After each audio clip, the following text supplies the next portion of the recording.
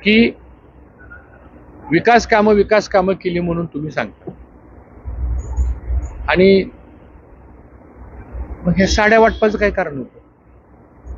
कोण आहे कॉन्ट्रॅक्टर ज्यांनी 5 कोटी रुपये साड्यासाठी दिले? कोण आहे साखरेचा व्यापारी ज्यांनी साड्याकरता 5 कोटी रुपये दिले? ते काय नाही, आता ज्याचा त्याचा व्यक्तिगत प्रश्न असतो. आमचं कुटुंब काय लोकांनी फोडण्याचा प्रयत्न केला. दशरथ दादा माने हे आमचे जुने सहकारी आहेत. कदाचित त्यांना वाटलं असेल हर्षवर्धन पाटलांच्या घरातला एखादा कोणी जर माणूस जर फोडला आणि तो जर आपल्याकडे आला तर तालुक्यामध्ये फार मोठं वातावरण वगैरे होईल. आता कुणी कोणावर जायचं यायचं हा त्याचा प्रश्न असतो.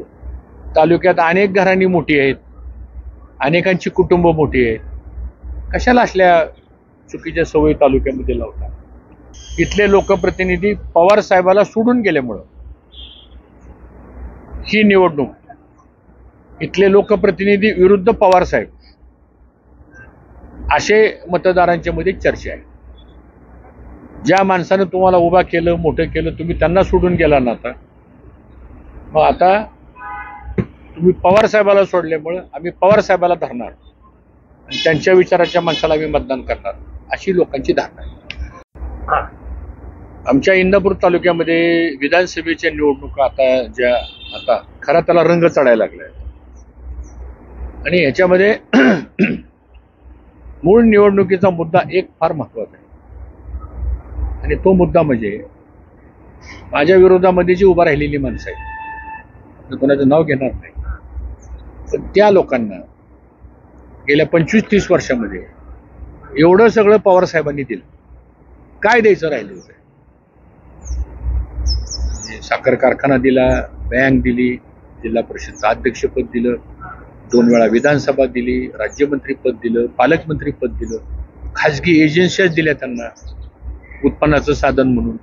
काही लोकांचे प्रकल्प उभा केले, काहींना उद्योगपती बनवलं, काहींना व्यवसाय करण्याकरता देशाचे कायदे बदलले सोडून. मग आता एवढं सगळं पवार साहेबांनी आपल्याला दिलेलं असताना आपण पवार साहेबांना का सोडलं आणि पवार साहेबांचा विचार आपण का सोडला? ठीक आहे, कदाचित काही लोकांना मला उमेदवारी दिल्यामुळे नाराज झाले असतील, मी मान्य करतो.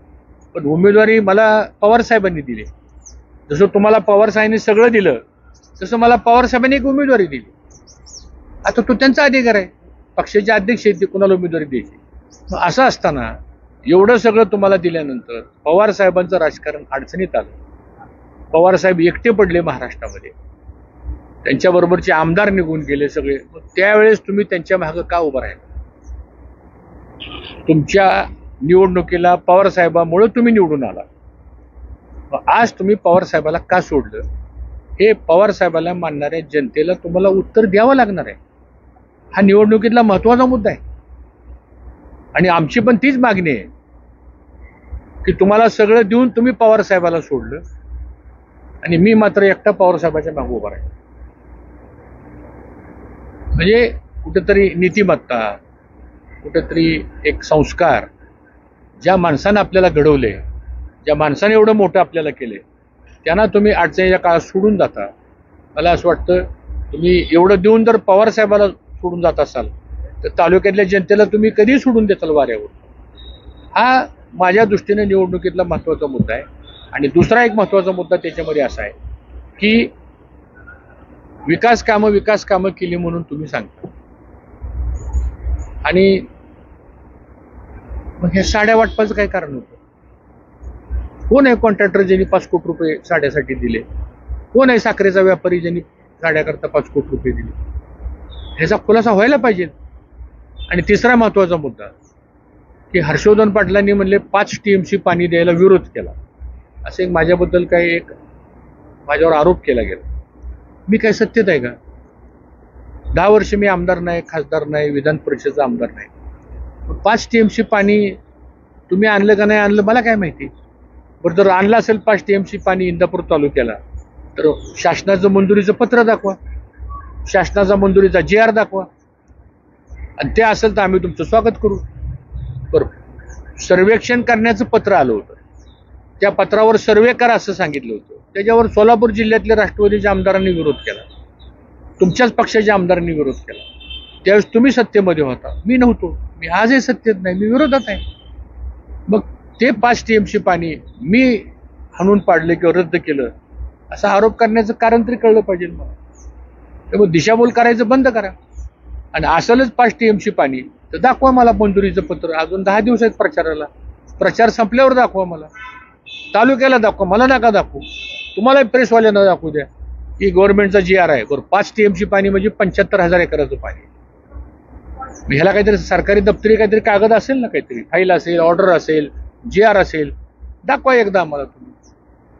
जर काही लोकांना इतकी सत्ता मिळून सर्वेक्षण करण्याचं पत्र आणि मंजुरीचं पत्र याच्यातला फरकच जर कळत नसेल तर हे तालुक्याचं दुर्दैव आहे, शेतकऱ्याचं दुर्दैव आहे. आणि म्हणून असे खोटे नाटे आरोप करून तालुक्याची दिशाभूल करू नका, एवढंच मला या ठिकाणी सांगायचं. कालच्या सभेत मामांनी कागद दाखवले सगळे. कालच्या सभेत सगळे GR वाचून दाखवले असं सांगितलं त्यांनी. कोणते GR वाचले? पाण्याच्या संदर्भातलं मंत्रालयाने मंजुरी दिली आणि ते खालच्या कलेक्टर ऑफिस. नाही, तो GR नाहीये, तो जलसंपदा खात्याने, त्या पत्राची कॉपी माझ्याकडे पण आहे की तुम्हाला दाखवू का मी आता.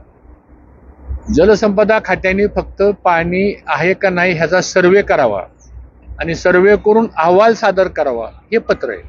ह्याच्या व्यतिरिक्त जर मंजुरीचं पत्र असेल, ते काय म्हणतात, 5 TMC पाणी मंजूर केलेलं हर्षवर्धन पाटलांनी विरोध केला आणि ती हाणून पाडलं. आता विरोध करणारा मी कोण आहे? मुळात तर मंजुरीचं पत्र दाखवा. कोणते कागद दाखवले? आपण एक कागद तपासून द्या, मला दाखवा कागद ते, किंवा मी त्यांना विनंती करतो ती सगळी कागद मला दाखवा. कदाचित माझ्या ज्ञानात भर पडेल किंवा मला कदाचित माहिती अपुरी असेल, मला दाखवा कागद. आम्ही प्रशासनात काम केले 20 वर्ष, आम्हालाही बघू द्या. उद्या जर तालुक्याकरता जर त्यांनी 5 TMC पाण्याचं मंजुरीचं पत्र आणलं असेल तर त्यांचं मी अभिनंदनच करील की, तो काही त्यांचा व्यक्तिगत प्रश्न नाही. पण कागदपत्र दाखवले, मी कोणते दाखवले, कोणते कागद आहेत ते तर बघितले पाहिजे. इंदापूरच्या निवडणुकीचं सध्याचं विश्लेषण कसं करा? कुठल्या दिशेने ही निवडणूक चालली असं तुम्हाला वाटतं? इंदापूर तालुक्यातली निवडणूक ही एकाच वाक्यात सांगायचं म्हणलं तर ही निवडणूक जनतेनं हातात घेतली आणि जनतेनं ठरवलेलं आहे मतदान कोणाला करायचं. दुसरा मुद्दा, या निवडणुकीचा नॅरेटिव्ह जो आहे हा धनशक्ती विरुद्ध जनशक्ती आहे. एका बाजूला धनदागडी माणसं उभी राहिलेली आहेत, त्यामुळं धनाची काही उमेदवार आहेत आणि जनतेचे काही उमेदवार आहेत. त्यामुळं धनशक्ती विरुद्ध जनशक्ती ज्यावेळी निवडणूक होती त्यावेळी धनाचा नाही तर जनाचा विजय होतो. आणि तिसरा सगळ्यात महत्त्वाचा मुद्दा म्हणजे गेल्या 10 वर्षामध्ये तालुक्यामध्ये, गावागावामध्ये, कार्यकर्त्यामध्ये जो अन्याय झालेला आहे, जो त्रास झालेला आहे, तो सगळा आता उफळून आलेला आहे आणि लोक वाटच बघत होते ही जी निवडणूक कधी लागते. आणि ह्या सगळ्या फॅक्टर्स लक्षात घेऊन मला असं वाटतं, आणि पवार साहेबांचा हा तर एक फॅक्टर सगळ्यात महत्त्वाचा आहे. आज इथले लोकप्रतिनिधी पवार साहेबाला सोडून गेल्यामुळं ही निवडणूक इथले लोकप्रतिनिधी विरुद्ध पवार साहेब असे मतदारांच्या मध्ये चर्चा आहे. ज्या माणसानं तुम्हाला उभा केलं, मोठं केलं, तुम्ही त्यांना सोडून गेला ना, मग आता तुम्ही पवार साहेबाला सोडल्यामुळं आम्ही पवार साहेबाला धरणार आणि त्यांच्या विचाराच्या माणसाला आम्ही मतदान करणार, अशी लोकांची धारणा आहे. अनेक जण जवळचे सोडून गेले, म्हणजे ठीक आहे तुम्ही म्हणताय कार्यकर्ते, पण तुमचा पाटील तिकडे गेल्यामुळे अनेक संभ्रम निर्माण होतात, अनेक प्रश्न निर्माण होतात. कसं म्हणताय? ते काय नाही, आता ज्याचा त्याचा व्यक्तिगत प्रश्न असतो. आमचं कुटुंब काय लोकांनी फोडण्याचा प्रयत्न केला.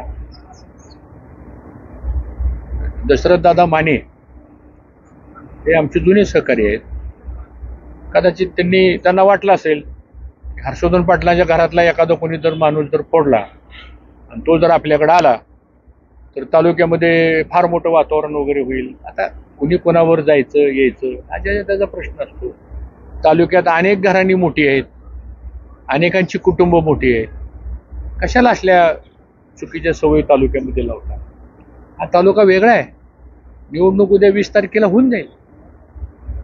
त्यामुळं मला असं वाटतं, मी लोकशाहीवर विश्वास ठेवणारा माणूस आहे. नाती, संबंध, कुटुंब हा भाग नंतरचा आहे. आपण ज्या आयडिओलॉजीने राजकारण समाजकारण करतो आपण त्याच्या मागे उभं राहतो.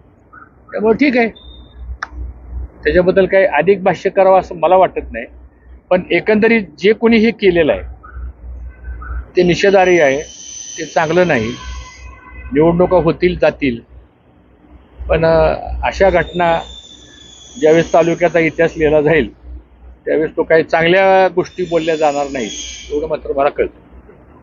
ज्यांनी शेवटचा प्रश्न, ज्यांनी काल मानेंना पाठिंबा दिला, जे तुमचे बंधू आहेत पाटील, त्यांनी असं वक्तव्य केलं होतं त्या दरम्यान की तालुक्याचा जो सगळा कारभार आहे केवळ राजवर्धन दादाच्या हातात दिल्यामुळं त्यांनी तुमच्यापासून फारकत घेतली, कारण सगळ्या गोष्टींमध्ये राजवर्धन पाटलांची हस्तक्षेप व्हायला लागला असा आरोप त्यांचा होता. सगळ्या स्थानिक स्वराज्य संस्था असतील किंवा अगदी दूध संघाचं उदाहरण त्यांनी दिलं की दूध संघाचं जे काही मूळ कामकाज चालतं ते चेकवर सही करण्याचे अधिकार राजवर्धन पाटलांकडे दिले गेले आणि केवळ कामगारांचा पगार करण्याचा अधिकार आमच्याकडे दिला. मला असं वाटतं आमची मुलं हे उच्च शिकलेली आहेत आणि नव्या पिढीबद्दल बोलणं